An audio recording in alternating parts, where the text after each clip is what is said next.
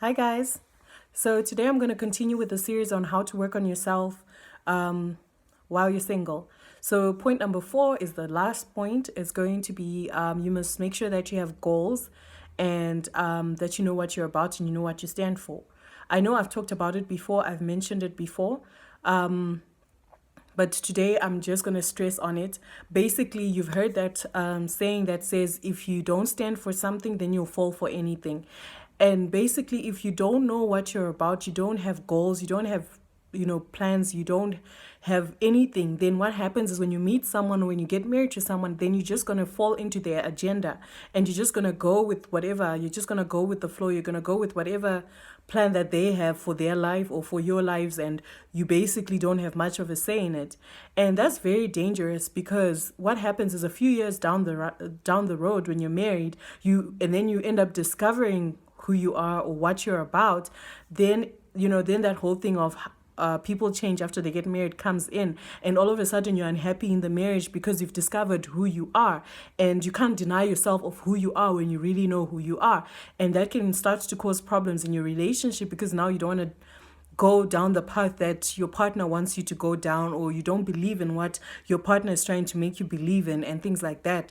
And that's very important. For example, if you don't believe in traditional rituals and your partner believes in traditional rituals, stuff like that, like, now you can say it's not a big deal, or you don't have an opinion on it, and then when you're married and then you realize, okay, that's not something that I'd like to do, that can be a very big area of conflict. And that's how some people just end up getting married to the wrong person, because you never really knew who you were in the first place. So you're just going to fall for whoever your heart falls for, without really knowing if that person is just not really knowing if the real you gels with that real person.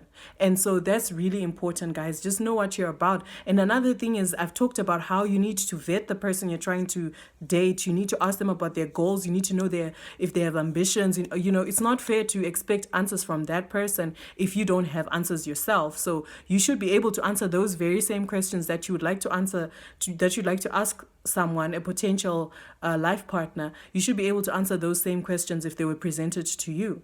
So just know what you're about, just know who you are. And when you know who you are and you know what you're about, it makes the dating process so much easier, I promise you, because you're not just going to go on any date with anyone. You're going to be out there, you're going to be real, you're going to stand your ground about who you are. So anyone who doesn't believe in what you believe in, or anyone who doesn't subscribe to what you subscribe to, your non-negotiables, that person won't even make it past the vetting process. You won't even go on a date or on a second date with this person, so you won't waste your time, because sometimes the heart can fall for a person because they are so charismatic, because of all these other things, and your heart can fall into it, even if that person is not compatible, or even if that person doesn't stand for what you stand for, or that person will not be in a position to support you when it comes to what your goals and your dreams are.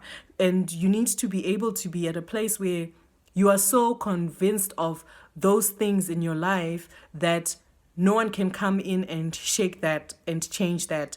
And also, so that when you meet someone, you can be able to express yourself, as in, who are you, what are you about, and that person can be able to evaluate whether they think they can spend the rest of their life with someone who is planning on going a certain direction with their life, with their career, or someone who believes in A, B, C, and D.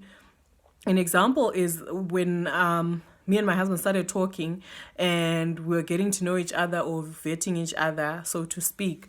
I was at a place where I was very confident in who I was and what I was looking for and what my life was about, that I was at that place where I was like, if I met any guy, I would just let you know who I am, what I'm about, and I would always be waiting for this guy to run away. Like, I am going to let you know who I am, and I'm not going to apologize for who I am, and I'm just waiting for you to have a problem with any of the things that I tell you that I'm about, so that you can go ahead and walk and you won't waste my time.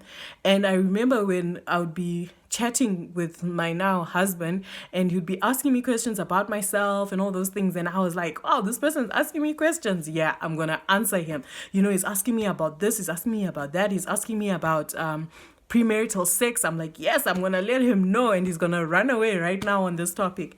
And little did I know, I only found out actually recently that he had his checklist, of the things that he was looking for in a girl. And while I'm there, I'm busy answering him about the things that I know I'm convicted about when it comes to the way I want to live my life, when it comes to my goals and things like that. He has a checklist, and I'm meeting all these criteria, I'm thinking I'm answering this person and he's going to run away because I'm just going to be raw and I'm going to be honest and I'm going to just let him know and let it out and lay it all out there.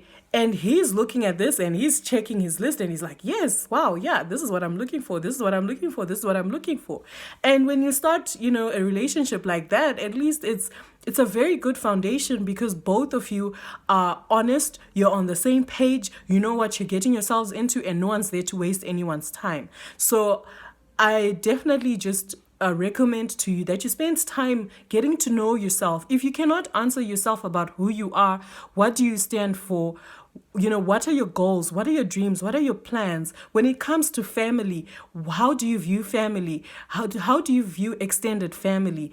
Are you the type that welcomes extended family? Are you the type that prefers to be isolated? All of those things are things that are important and will play a role when you meet someone and when you decide to get married to someone. Because if you're a person who's not used to large families, maybe you come from a very small family and you're not used to large families, then you need to ask yourself some of these questions. If you were to meet someone who comes from a family of 10 and you only come from a family of 2, are you going to cope? Is that the kind of family that you think you can be able to deal with? If you come from a family where it's one man for himself and you guys don't talk, you don't even meet for Christmas, and now you're meeting someone where you have to get into a family where they meet for every occasion and every birthday, and there's a lot of cooking going on, there's a lot of work that's going to be needed, there's a lot of contribution financially that's going to be needed.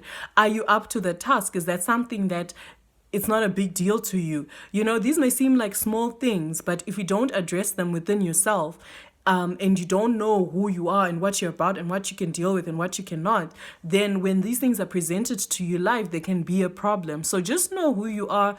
I mean, if you are just, team of me, then you are team of me. Just know that that's the type of person you are and don't hide it. That's what you are. That's who you are and that's what you do. If you feel maybe you need to develop and change from being team of me and be more of a team player, then work on that. But at least just be honest with yourself about what you stand for, what you're about, what are your goals, what are your dreams, so that when you meet the person that you could potentially date or get married to, then you can present yourself honestly and raw as in, this is the type of person that I am, this is what I stand for. And you won't get any surprises 3 to 5 years down the line when you finally discovered who you are and you realize that who you are is not who you have allowed yourself to pretend to be, or is not what you have shown your husband to be. So that's all I have to share for today, the last topic for this series, and then next week we'll continue with a totally different topic.